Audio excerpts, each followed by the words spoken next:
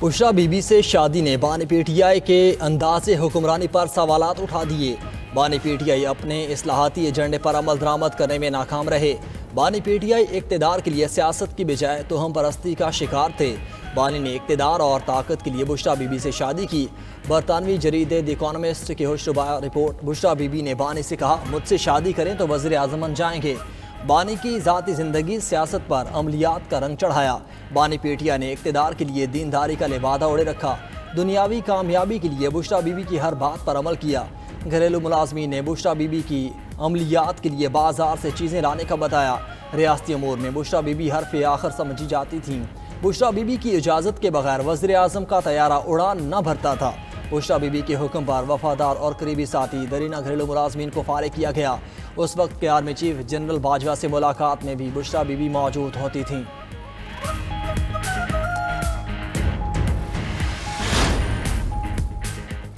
बुशरा बीबी के कहने पर ट्रांसफ़र पोस्टिंग होती थी।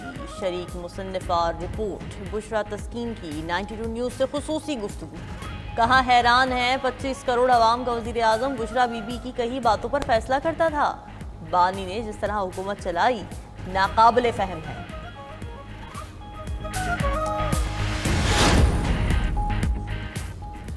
दी इकोनॉमिस्ट की स्टोरी में बानी की हकीकत खुलकर सामने आ गई। बुशरा बीबी सियासी और मुआशी फैसलों पर असरअंदाज होती थीं।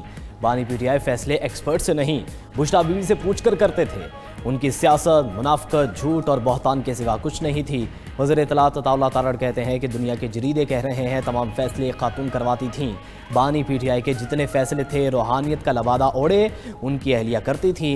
बानी पीटीआई बुशरा बीबी के कहने पर हुकूमती फैसले किया करते थे। पीटीआई के पास इल्ज़ाम तराशी के सिवा कुछ भी नहीं। किस मुल्क से कैसे ताल्लुकात रखने हैं ये भी बुशरा बीबी ही बताती थीं। बुशरा बीबी के कहने पर ही उस्मान बुज़दार को लगाया गया।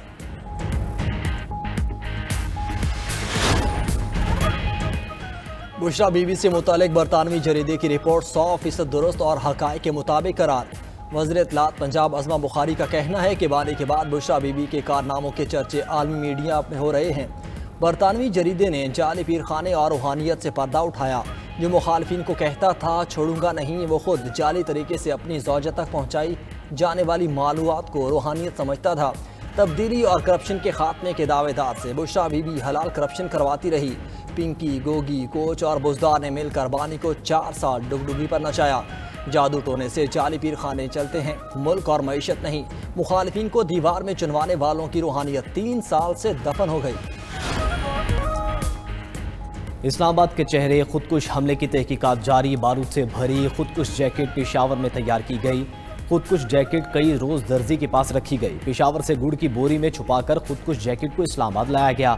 कानून नाफिज करने वाले इदारों ने दर्जी को गिरफ्तार कर लिया। सहूलतकार से मजीद इंकशाफात मुतवक्के, मजीद गिरफ्तारियों का इम्कान।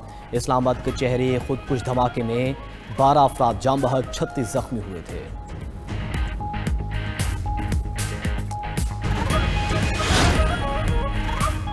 सरहद पार से पाकिस्तान में दहशतगर्दी हो रही है। क़याम अमन के लिए हर मुमकिन कदम उठाएंगे। फील्ड मार्शल ने वाज़े पैगाम दिया, दहशतगर्दी पर कोई समझौता नहीं होगा। वाना कैडेट कॉलेज और इस्लामाबाद कचहरी हमले में अफगानिस्तान से दहशतगर्द मुलविस हैं। दहशतगर्दों का इंसानियत से कोई ताल्लुक नहीं। दहशतगर्दी ख़त्म करने के लिए कबाली अमायदीन के तावन की ज़रूरत है। वज़ीर दाखिला मोहसिन नकवी की वाना कैडेट कॉलेज के दौरे पर कबाली अमायदीन से गुफ्तगू। कहा, दहशतगर्दों का इंसानियत से कोई ताल्लुक नहीं। कोई भी मजहब बच्चों को निशाना बनाने की इजाज़त नहीं देता। इन दरिंदों को इंसान कहना इंसानियत की तौहीन है। दुश्मन सानिया APS जैसी कार्रवाई करना चाहता था। हमारे दलेर जवानों ने हमला नाकाम बनाया। मोहसिन नकवी की खारजियों का हमला नाकाम बनाने और तमाम कैडेट्स और टीचर्स को रेस्क्यू करने वाले पाक फ़ौज के अफसरान और जवानों से मुलाकात। पाक फ़ौज के अफसरान और जवानों की जुर्रत और पेशेवराना महारत को सराहा।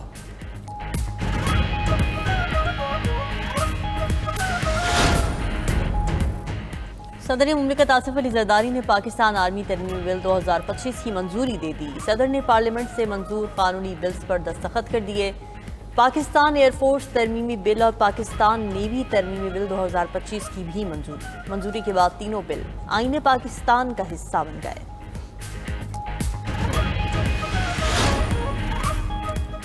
लाहौर हाईकोर्ट के जस्टिस शम्स महमूद मिर्जा ओहदे से मुस्ताफ़ी। जस्टिस शम्स महमूद मिर्जा ने इस्तीफ़ा सदर मुमलिकत को भिजवा दिया।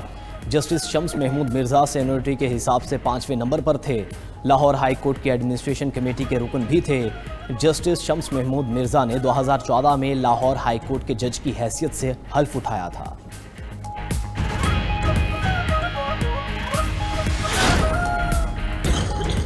इस्तीफों का सिलसिला अभी रुकेगा नहीं, मजीद जजेस के इस्तीफे मुतवक्के हैं। कानून साजी पार्लियामेंट का हक है, जजेस की तैनाती पार्लियामेंट का हक है। क्या नवाज शरीफ को हुकूमत से निकाला जाना आईनी था?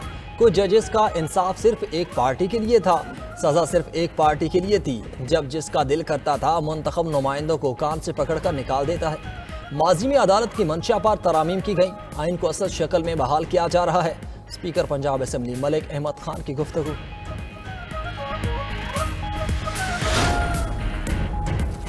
जस्टिस के आगा ने वफाकी आईनी अदालत के जज का हलफ उठा लिया। आईनी अदालत के सरबराह जस्टिस अमीनुद्दीन खान ने जस्टिस के आगा से हलफ लिया। तकरीब में आईनी अदालत के जस्टिस आमिर फारूक, जस्टिस हसन अजहर रिजवी और जस्टिस अली बाकर नसवी की शिरकत।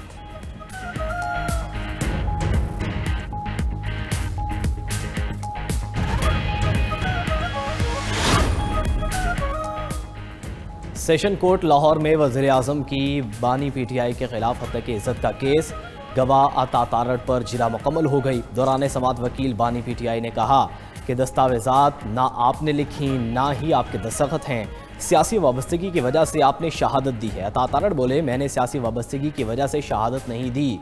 केस का मुद्दई मुल्क का वज़ीर आज़म है जिसकी साख मुतासिर हुई है। अदालत ने मजीद समात 29 नवंबर तक मुलतवी कर दी। बाबर आजम की शानदार सेंचुरी, पाकिस्तान मैच और सीरीज जीत गया। कौमी स्टार बैटर ने 26 माह की तवील इंतजार के बाद सेंचुरी बनाई। बाबर आजम 102 रन्स की शानदार इनिंग्स खेलकर नाकाबिले शिकस्त। मोहम्मद रिजवान ने 51 रन्स की नॉट आउट इनिंग्स खेली। ग्रीन शर्ट्स ने श्रीलंका का 289 रन्स का हदफ 2 विकेटों पर हासिल कर लिया। दूसरे वनडे में मेहमान टीम को 8 विकेटों से शिकस्त। ओपनर फखर जमान ने 78 और साइम अयूब ने 33 रन्स बनाए।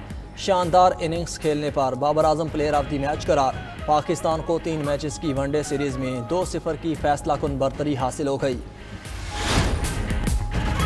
मुस्लिम लीग नून के सदर नवाज शरीफ लंदन रवाना। नवाज शरीफ लंदन में क़याम के दौरान तिबी मुआयना कराएंगे।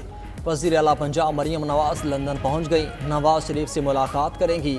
मरियम नवाज का लंदन में 2 रोज़ क़याम मुतवक्के।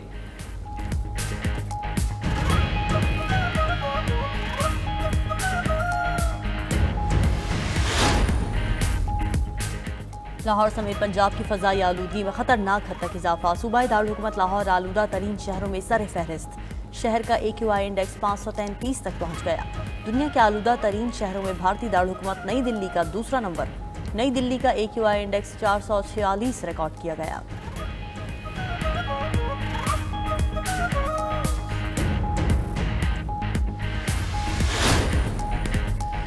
BBC की मुआफ़ी मुस्तरद। अमरीकी सदर ट्रंप का कानूनी कार्रवाई का ऐलान।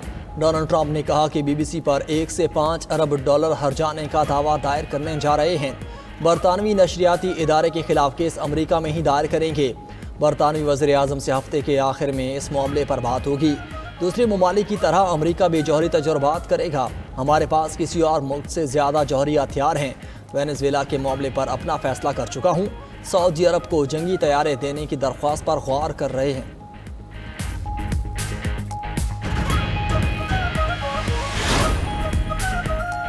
अमेरिका और सऊदी अरब में F-35 तैयारों की डील मुतवक्के। सऊदी वली अहद मोहम्मद बिन सलमान 18 नवंबर को वाशिंगटन का दौरा करेंगे। अमरीकी सदर और सऊदी वली अहद के दरमियान व्हाइट हाउस में मुलाकात होगी। दोनों ममालिक के दरमियान फौजी और इंटेलिजेंस शेयरिंग पर भी बातचीत होगी।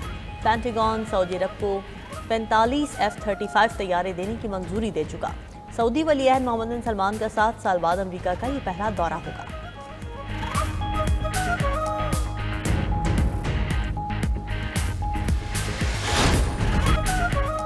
स्वीडन के दारुल-हुकूमत स्टॉकहोम में स्टॉप पर खड़े अफराद पर बस चढ़ गई। 6 अफराद हलाक। पुलिस ने ड्राइवर को गिरफ्तार कर लिया। वाक़े में दहशतगर्दी का सबूत नहीं मिला। हादसा royal institute of technology university के करीब पेश आया।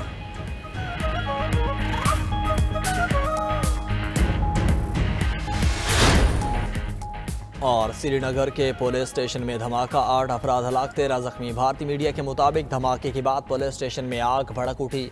धमाका जब्त शुदा एमोनियम नाइट्रेट की जांच के दौरान हुआ।